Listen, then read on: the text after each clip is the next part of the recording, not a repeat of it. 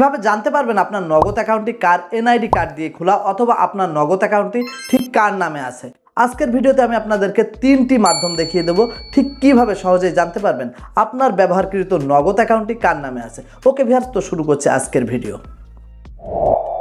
তো সর্বপ্রথম আপনার প্রয়োজন হবে নগদ অ্যাপসের। নগদ অ্যাপসটি আপনারা গুগল প্লে স্টোর থেকে ইনস্টল করে নেবেন।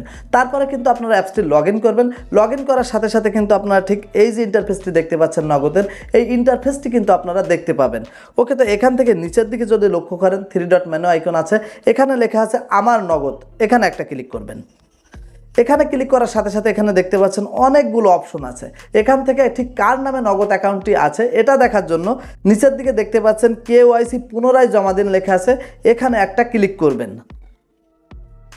ওকে, তো তারপরে কিন্তু আপনারা ঠিক এই ইন্টারফেসটি দেখতে পারবেন। এখানে দেখতে পাচ্ছেন জাতীয় পরিচয়পত্র। এখানে কিন্তু যে এনআইডি কার্ড দিয়ে এই নগদ অ্যাকাউন্টটি খোলা আছে সেটা কিন্তু এখান থেকে দেখে নিতে পারেন।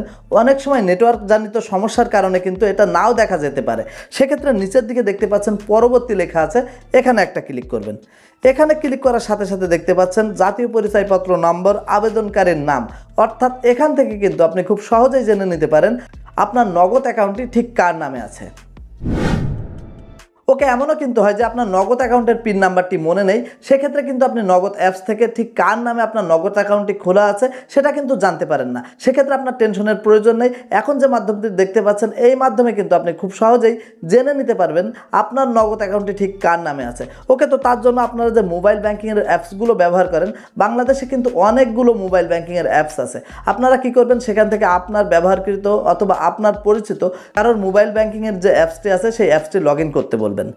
মোবাইল ব্যাঙ্কিংয়ের অ্যাপসটি লগ ইন করার পরে সেখান থেকে দেখতে পারবেন ওয়ালেট ট্রান্সফার নামে অনেকগুলো অপশন আছে অথবা মোবাইল ব্যাঙ্কিং ট্রান্সফার, এই ধরনের অপশন কিন্তু থাকে।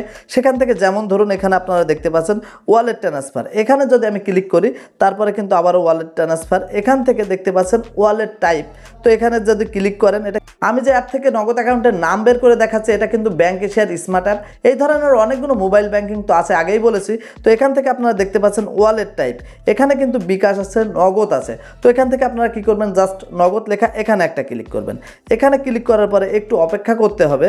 একটু অপেক্ষা করার পরে নিচের দিকে দেখতে পাচ্ছেন ওয়ালেট নাম্বার। এই যে ওয়ালেট নাম্বারটি আছে, এখানে আপনার নগদ অ্যাকাউন্টের যে নাম্বারটি আছে ওই মোবাইল নাম্বারটি এখানে প্রোভাইড করবেন। তো এখানে আমি আমার নগদের নাম্বারটি দিয়ে দিচ্ছি। মোবাইল নাম্বারটি দেওয়ার সাথে সাথে দেখতে পাচ্ছেন অনুগ্রহপূর্বক অপেক্ষা করুন, অর্থাৎ এই যে নাম্বারটি ঠিক কার নামে আছে সেটা কিন্তু এখানে যাচাই করা হচ্ছে। তারপরে নিচের দিকে আপনারা যদি লক্ষ্য করেন এখানে কিন্তু খুব সহজেই দেখা যাচ্ছে ওয়ালেট টাইটেল, আমার যে নামটি আছে এই নামটি কিন্তু এখানে দেখতে পাচ্ছেন। অর্থাৎ এই যে নাম্বারটি আমি দেখলাম এই নাম্বারটি কিন্তু আমার নামেই আছে।